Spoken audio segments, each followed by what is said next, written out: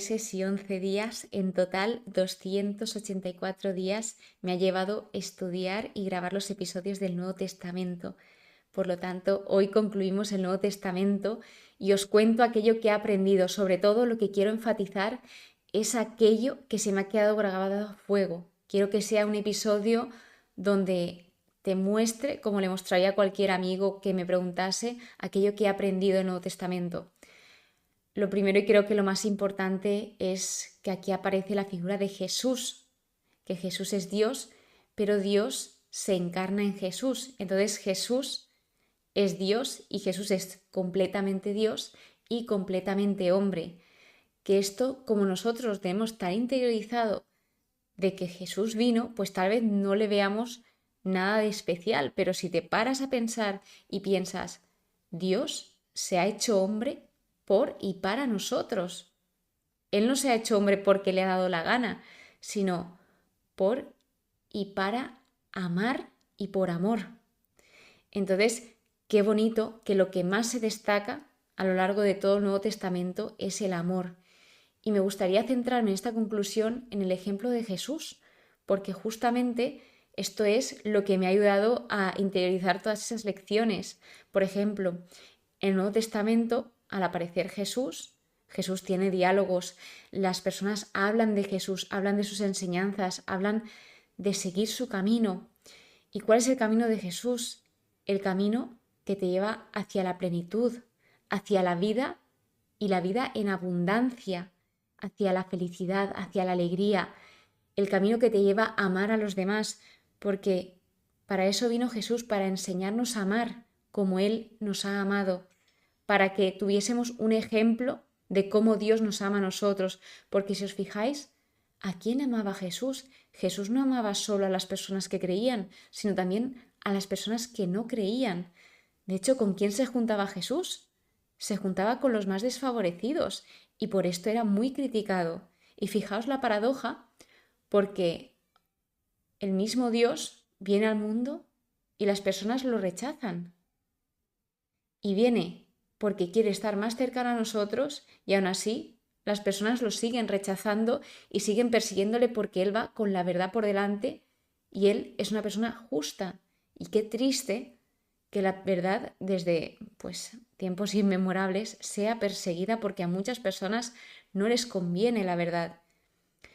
Luego también lo que aprendo de Jesús es a tener esa paciencia, sobre todo a perdonar, que esto es algo que me ha marcado muchísimo en el estudio bíblico, la misericordia que Jesús tiene con cada persona que le ha rechazado.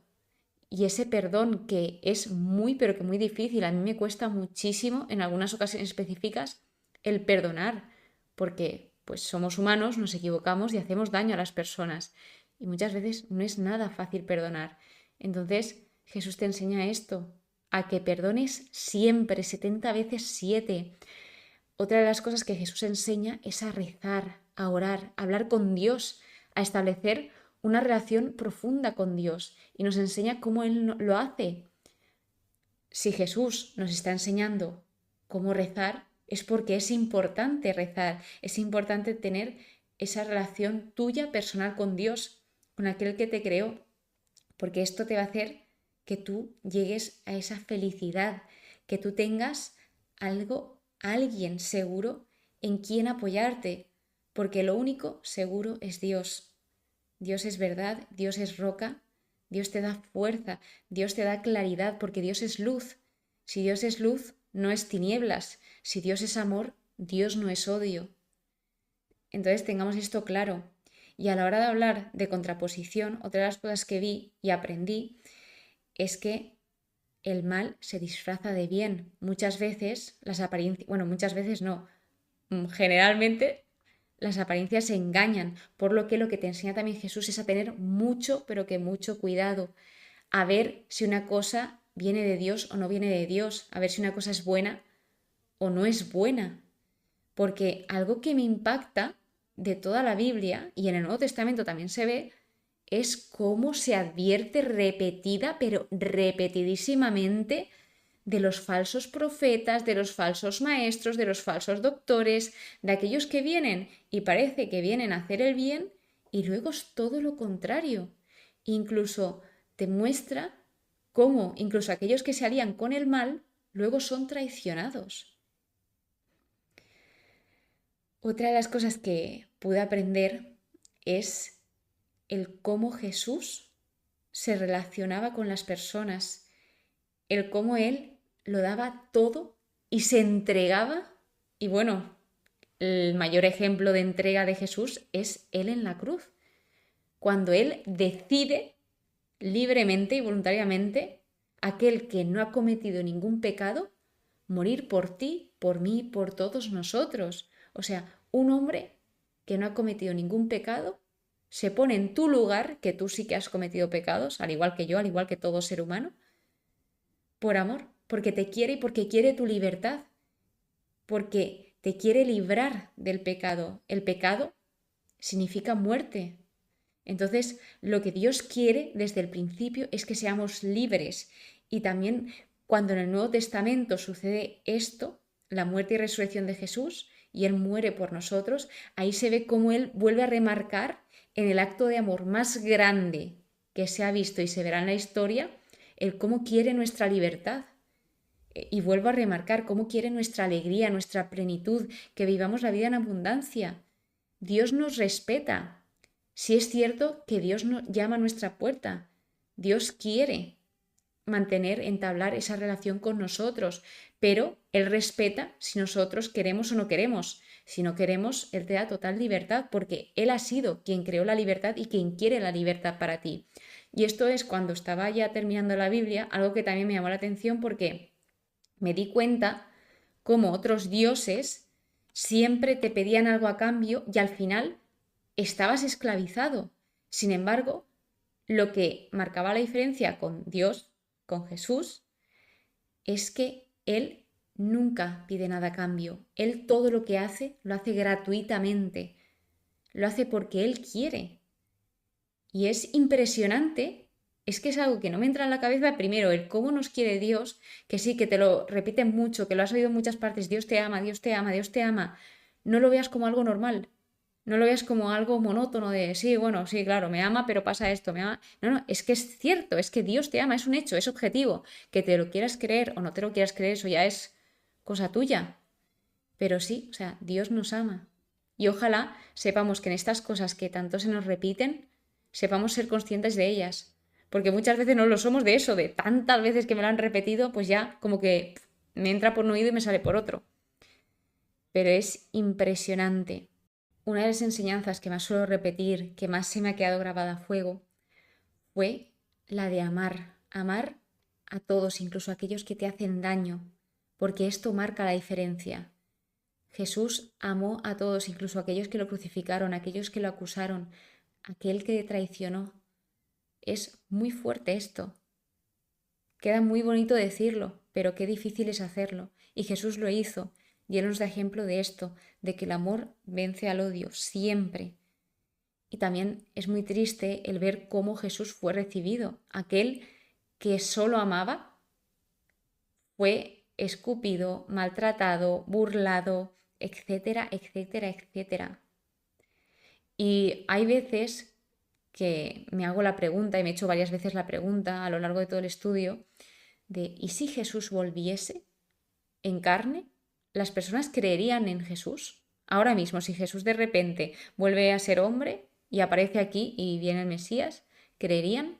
Porque lo estarían viendo. Y por desgracia, la respuesta que comentamos cuando lo debatimos es que no. O sea, las personas por mucho que piden signos, no, yo es que si lo viese sí que creería en Dios, o si sucediese esto sí que creería en Dios. Es mentira, porque Jesús ya vino y no lo creyeron, lo crucificaron. O sea, es que no tiene ningún sentido. Por mucho que tú pidas cosas, si no las quieres ver, no las vas a ver. Y hablando de pedir, qué bonito cuando Jesús constantemente también repite que pidamos al Padre aquello que nuestro corazón anhela, porque Dios nos quiere escuchar, que esto entra dentro de esa relación íntima tuya con Dios, que Él te quiere escuchar, aunque Él ya sepa lo que te pasa, Él te quiere escuchar.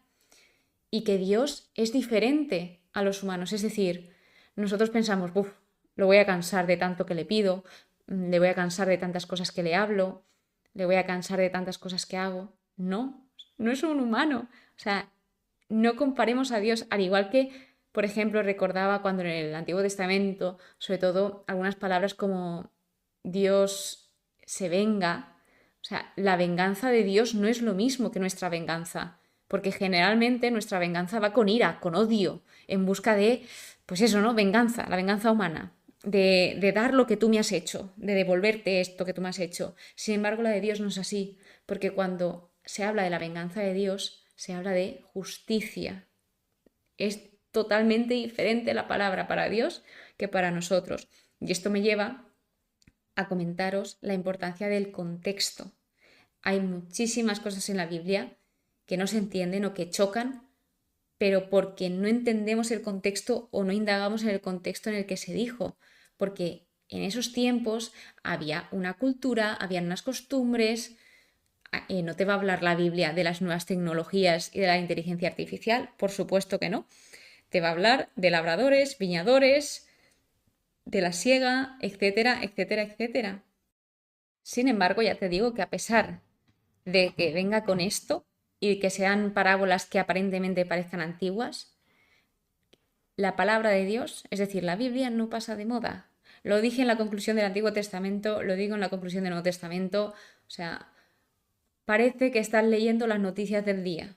Hay cosas que sí, que pueden parecer de que son cosas que se hacían mucho en siglos anteriores, pero si tú ves el comportamiento de las personas, las historias de las personas, las batallitas entre unos contra otros, la sociedad, todo parece que te hable de ahora.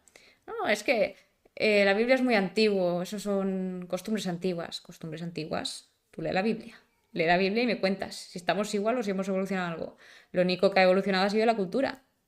O sea, pero las personas seguimos igual, seguimos siendo igual. Cambio, ninguno.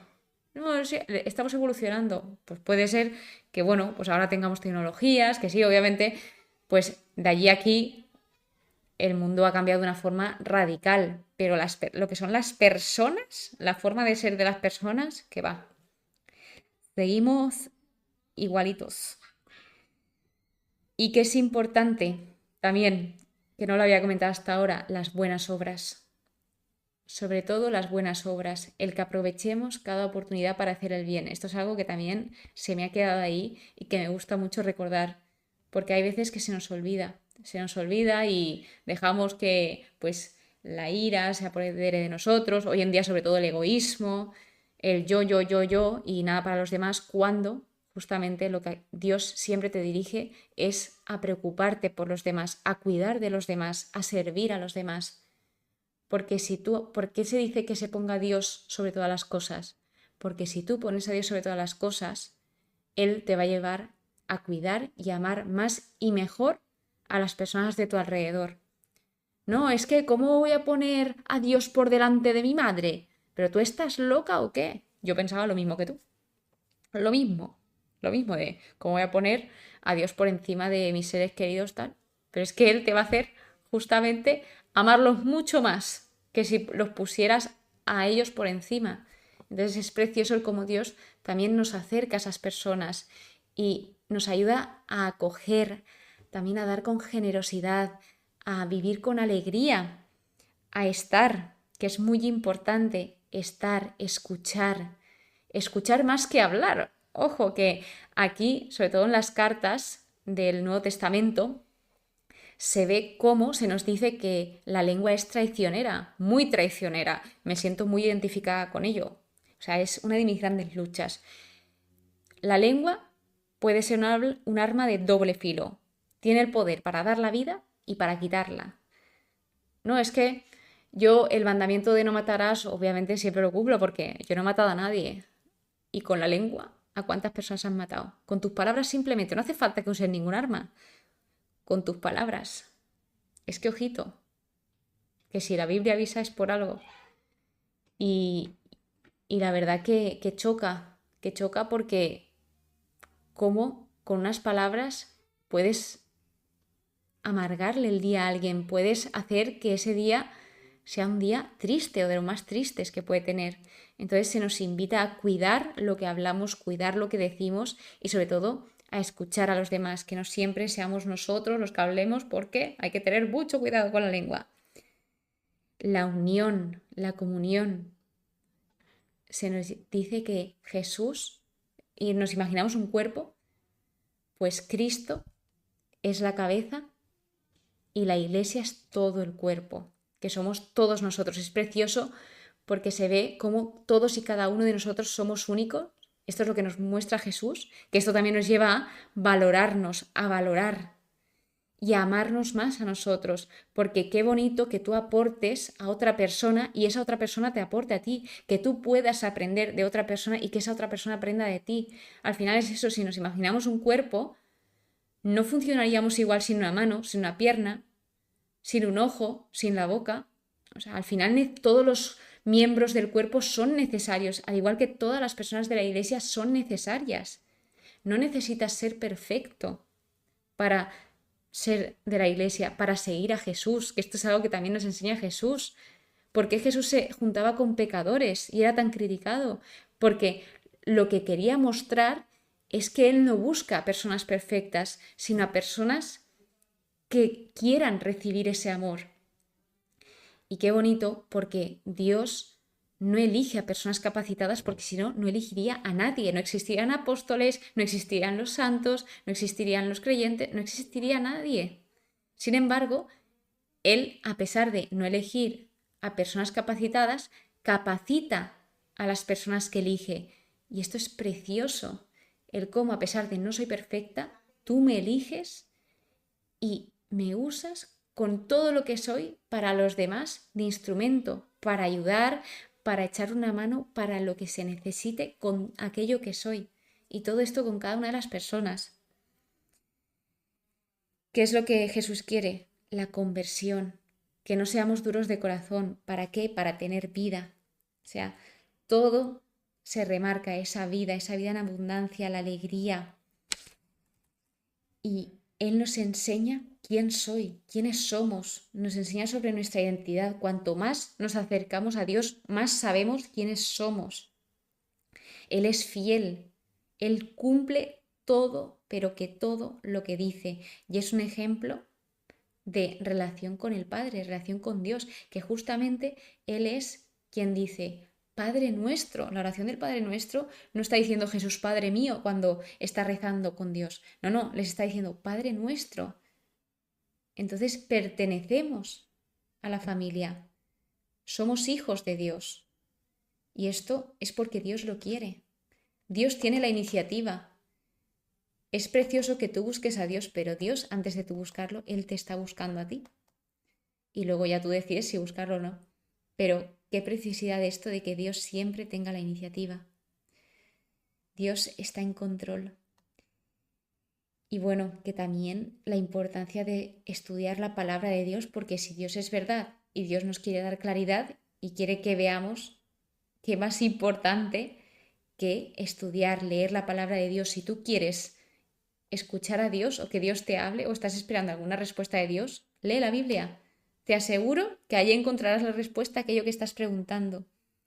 Qué bonito fue en Hebreos cuando se nos dice la definición de la fe, que a mí Hebreos, bueno, yo diría, si no es mi favorito el Nuevo Testamento, de mis favoritos, porque me encantaba el cómo en el libro empezaba, esto es esto, es decir, mencionaba a las Escrituras, a la palabra de Dios, generalmente al Antiguo Testamento, y te explicaba muchas de las cosas. Es un libro de verdad que me apasionó.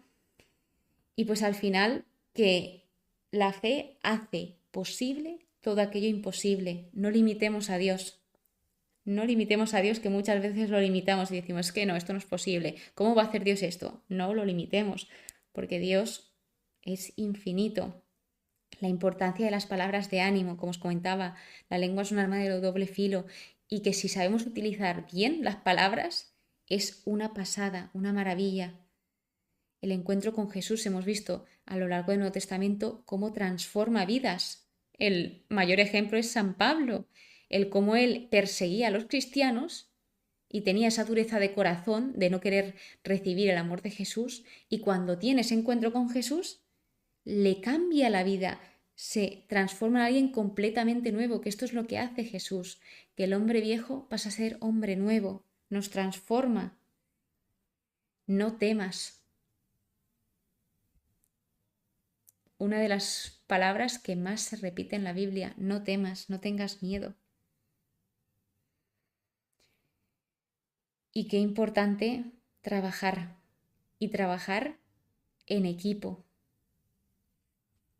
Algo que también hablaba aquí era de reconocer, que a mí era algo que justamente cuando lo leía estaba en un momento de mi vida que lo que más necesitaba era reconocer, porque muchas veces sabemos las cosas pero no las reconocemos. Y cuando empecemos a reconocer, empezarán a ir las cosas mejor, os lo aseguro, por experiencia personal. Luego, el examen de conciencia, la confesión, también se remarca la importancia. ¿Por qué el examen de conciencia? Porque nos ayuda a ver cómo estamos, cómo mejorar, qué es aquello en lo que estamos fallando. Si no sabemos en lo que fallamos, nunca podremos mejorar. La misa, wow, o sea, la Eucaristía, la acción de gracias, que es el momento de unidad de todos los católicos. Porque, por ejemplo, tú ahora mismo vas a misa en España, a cualquier parte, y en todas las iglesias católicas es la misma misa. Te vas a Noruega y en todas las iglesias católicas es la misma misa que se va a dar aquí en España, las mismas lecturas, todo. Te vas a Estados Unidos, la misma. Y esto es lo que es precioso, esa universalidad, que es un Dios de todos y para todos. No importa la raza, el color, el género, no importa. O sea, es un Dios de todos y para todos. Buscad, aspirad a las cosas de arriba, la importancia de recordar lo aprendido, porque muchas veces estamos en momentos de desánimo y se nos olvida aquello que se nos ha dado, las oraciones contestadas o momentos muy bonitos que, pues, como tal vez estemos en una época mala, se nos olvidan, o personas que nos quieren que decimos que no me quiere nadie, y realmente sí tenemos a personas. Por eso la importancia de recordar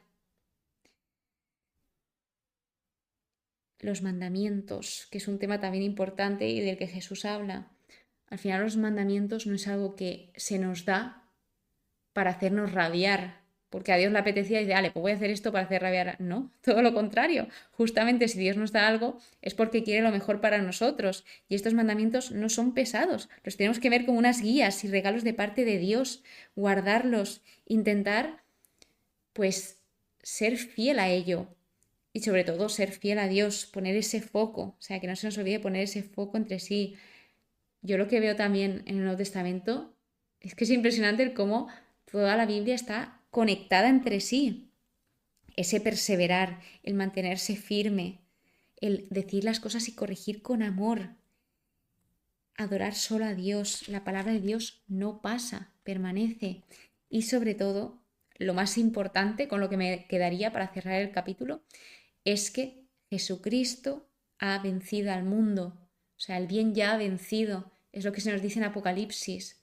El amor vence siempre. Y por mucha apariencia que tenga que el mal gana y que solo se ven cosas malas, esto es mentira, son apariencias. Jesucristo ya ha vencido en la cruz. Entonces, tengamos esa esperanza, esa ilusión de hacer las cosas bien, de hacerlo todo por el bien de los demás y por nuestro bien. Y que no nos olvidemos, como os comentaba, de poner a Jesús en el foco, porque si ponemos a Jesús en el foco, Él nos guiará y nos llevará a tener esa vida en plenitud. Muchísimas gracias por estar aquí, muchísimas gracias por escucharme. No me puedo creer que esté concluyendo el Nuevo Testamento, pero esto no acaba aquí, porque nos queda la conclusión de la Biblia. ¡Wow! Y ahí os cuento todo lo que he aprendido en esta temporada, en estos casi 4 años, comentando, estudiando, grabando esta temporada 2 de Estudiando la Biblia. Muchísimas gracias de todo corazón por escucharme. Te espero con mucha emoción. Espero que pases muy, pero que muy buen día y que Dios te bendiga.